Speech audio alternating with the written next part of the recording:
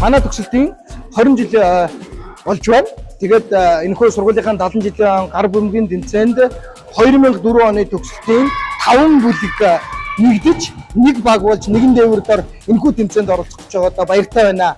Тэгээд сургуулийнхаа 70 жилийн он арга хэмжээнд мөн 20 жилийнхаа арга хэмжээнд хүрэлцэн ирэхэд урьж байна. Тэгээд төгсөлтийг нэгэн өдөр 6 сарын 8-нд бид нэр бүгдээрээ уулзна гэдэгт бас гайхамшигтай. Би 2004 оны төгсөгч. Манай 2004 оны төгсөгчид тэнд байна.